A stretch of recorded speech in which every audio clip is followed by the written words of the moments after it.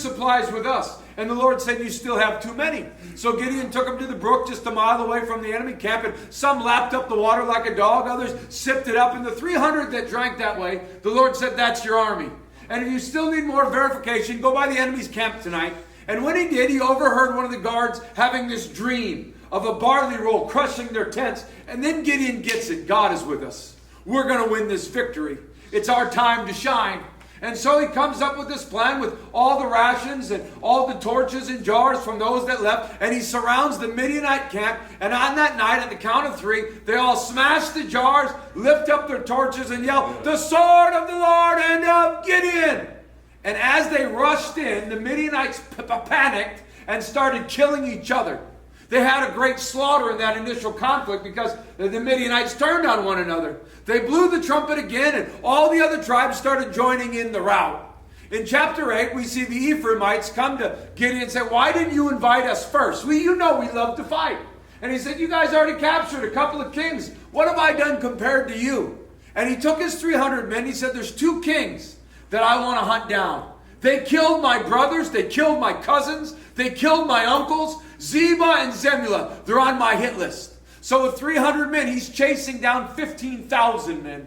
And he comes to a city called Penuel. And it's an Israelite city. He says, help me. And they said, we don't believe you're going to win. I just routed 100,000 of them. I think I'm going to win. You only got 300. They got 15,000. He goes to another city, Succoth. They wouldn't help him either. He says, I'm going to remember this. And when that enemy camp thought they were safe, Gideon with 300 surprise attacks them again. And he takes Zebah and Zemullah and he brings them in front of his son. And this is the passage we pick up in chapter 8, verse 20. He says, son, I want you to have the honor of killing these kings. Son, I want you to be the crown prince. I want you to be the leader of the next generation. I want you to publicly execute these 2 kings, and then everybody will know who's next. And it says Jephthah started shaking. Jephthah, he couldn't do it, it says, because he was a coward. Because he was afraid. And so the kings start mocking Gideon. As a man is, so is his might. Gideon, you must be a weak man to raise such a weak son. Hey, Gideon, you're pathetic. And Gideon says, hey, when you guys were on Mount Tabor, what kind of men did you fight against? And he said, they looked just like you. They sounded just like you. And he said, those were my relatives. And Gideon picked up the sword and killed the 2 kings. After that, everybody wanted to make Gideon the king. And he said, I won't be your king. My son won't be king. But God will be your king. And then he lives like a king. Back then, the Midianites had all kinds of piercings and earrings in their face. And he said, hey, I want you to give me all the gold that was in their faces and in their earrings. And they gave him that. And then he takes all that gold and he melts it down and he makes an idol. And it says, all the nation worshiped the idol he made at Orpah the Abiezrites in his own backyard. He said he wouldn't be a king, but he lived like a king.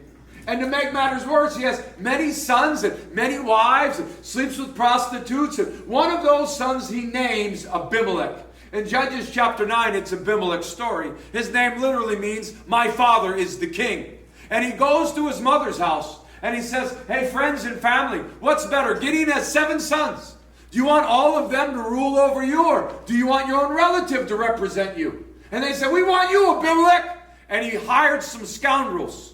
And they went back to his father's house. This is after Gideon had died. And they rounded up all the brothers they could find, including Jephthah. And they tied him up and they executed him on one rock. That's the story of Jephthah. A man that could have been the next leader. A man that had the opportunity, but because of fear and cowardliness, he couldn't do it and he couldn't lead. God is